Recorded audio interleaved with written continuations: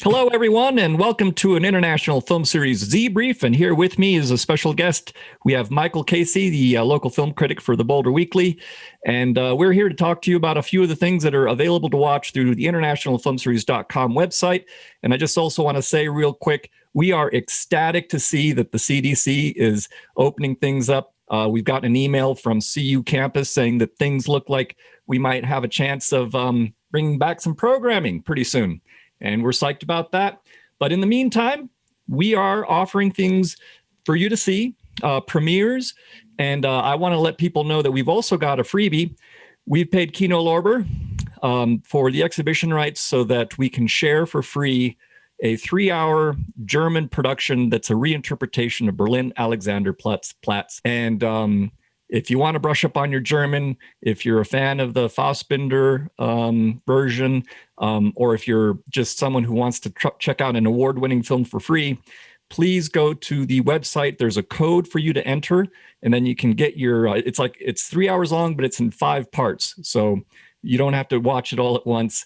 And again, it's free. Now, today's Friday. And this probably won't air for a few more days because we're not doing it live. But as of today, Friday, May 14th, we have a documentary that I'm really excited about. It's called Punk the Capital. And it's basically about the Washington, D.C. punk scene from the mid 70s to the early 80s. And it covers Bad Brains and Minor Threat, just a whole bunch of other bands. What's really exciting about it is that they've just got a lot of great footage, Super 8 footage, and then fanzine covers, things like that. Alex Cox, director of Repo Man, who's got a little bit of background in the punk scene, he actually already saw it. He chimes in. We talked about it on our podcast, so if you want to hear what he had to say about it, check out that podcast. But I urge anyone who likes punk, and of course this is Boulder, home of Jello Biafra, who gets a cameo in this documentary. Jello Biafra, lead singer of Dead Kennedys, who grew up, he went to Boulder High, and then before he went to San Francisco. He gets a very brief cameo, but if you grew up with that kind of stuff, you should definitely check out Punk the Capital. But we got other stuff on tap too, and Michael Casey, take it away. What you got to talk about? Well, we're here to talk about Orson Welles today because I found out something that might be a little strange, that we're not quite sure what the connection is. But if you go to the Metrograph's website, the Metrograph is an art house theater in New York City. It's a really great art house theater. Great theater. Wonderful theater. Yeah. Beautiful. Great lobby. They've got, it's cinema heaven out there in the Big Apple. Sure. But they also have virtual screenings now that they've been doing because of the pandemic, and they have a membership.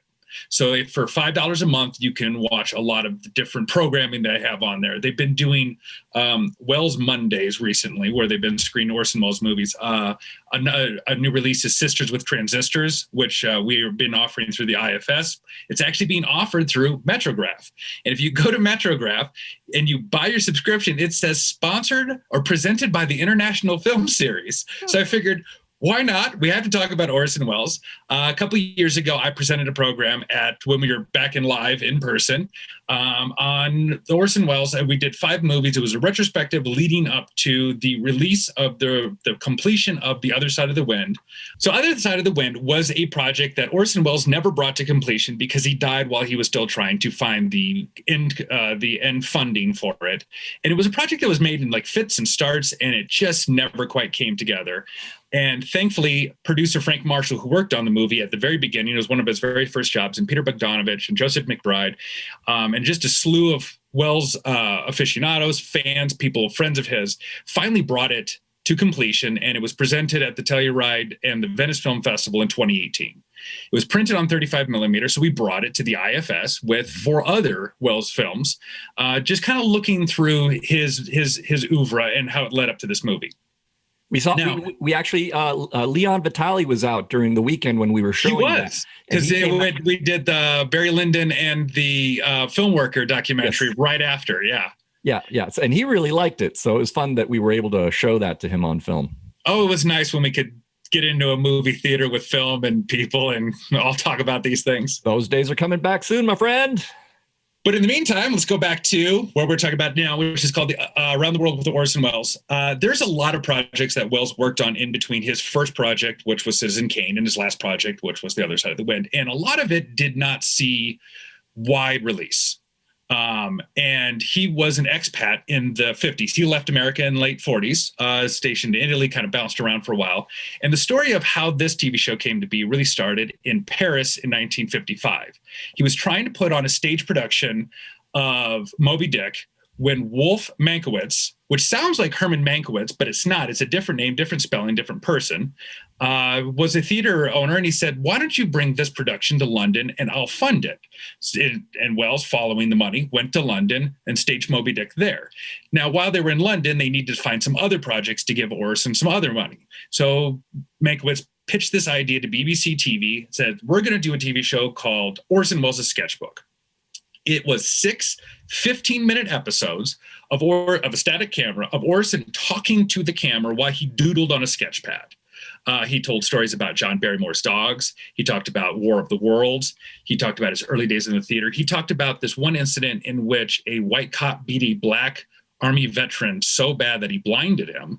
And Orson actually went to bat and paid for a lot of his legal fees to bring this cop to justice. This was back in like the 40s when he was still in America. It's pretty, I mean, talking about prescient stuff. And it was a big hit for BBC. You can actually find these episodes on YouTube. You just type in Orson Welles' Sketchbook.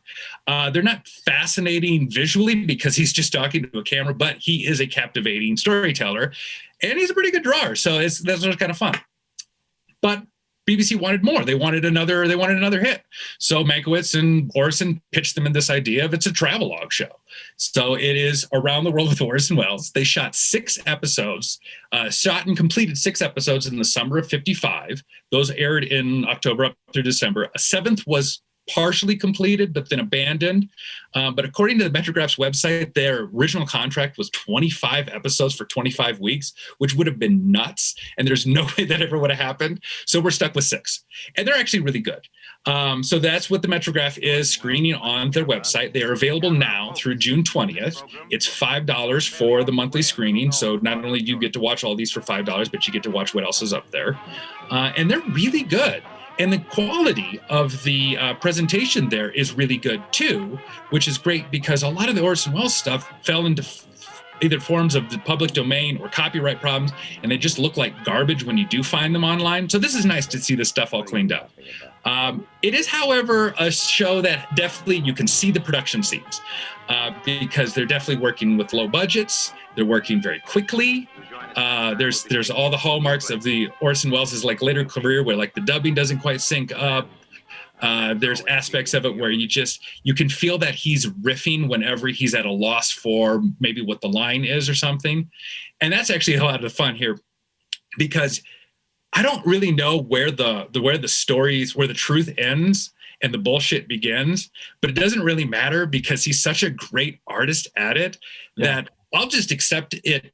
But I won't repeat anything I've learned from this show in like the president of Educated Company, just because you want to err on the side of caution. But it's really great stuff. So let me break down the episodes here. So there's 6 episodes.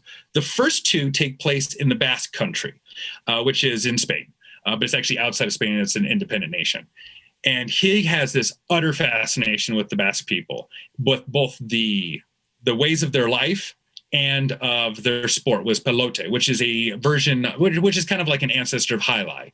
And there's a lot of different ways to play it. He's got all kinds of great quotes that they play just so well. Like one of the things he claims is that the biggest industry in the Basque Country is smuggling, except during the pigeon season, which is then the capture of pigeons is what everyone gets together for. And he shows how they get these pigeons. And it's these kind of ancient techniques where they distract and herd these pigeons and throw these massive like fishing nets in the air and capture them. which in itself is wild to watch. But then you've got Orson Welles narrating over this, in which he uses phrases like the maneuvers of the highest intricacy and beauty. And he calls these pigeons apparently that they're capturing are English and German pigeons. And he calls them, quote, very orderly and methodical pigeons. Now, who else would have possibly come up with that than Orson Welles? He doesn't have enough footage for 2 full episodes, so he actually recycles footage from the very beginning and the very end of both episodes. It's the first 3 minutes and the last 2 minutes are the identical footage, which he doesn't call any attention to. So you're just kind of left there wondering. But it's worth noting that in 1955, people watched TV differently. You didn't watch every episode in order. You probably missed stuff because if you were out doing something, working, dinner with family and friends. So filmmakers would use the same storylines, the same footage constantly. If you ever bought a box set of like I Love Lucy or any TV show that came out in the 50s, you can definitely see them refining their techniques is a nice way of putting it, or just stealing it whenever if possible. Yeah. The 3rd episode takes place in Vienna. It is definitely one of the better ones. It is him returning to Vienna from the Third Man. So there's this emphasis that he's telling stories about the Third Man, what Vienna was like before the war, during the war, after the war. He talks about cafe culture, which is really fascinating, and how that's changed. He talks about the opera, and he talks about the Sachertorte, which is a dense chocolate cake covered in this marmalade and this chocolate icing. And even in black and white footage from the 1950s, this thing is mouthwatering. You definitely want to eat before you watch this. Well, I seem to recall you have a sweet tooth, and you're a fan of desserts and ice creams. Yes. So, yeah. Mr. Wells and I see eye to eye on this thing. Yeah. He goes to one of the oldest like pastry shops, and this is probably the best pastries in the world. To talk about the torte, but also talk about like the strudel and then the cream and stuff. And oh my Lord, it is just heaven. And you can see his giddiness. Orson was a man who enjoyed to eat quite a bit.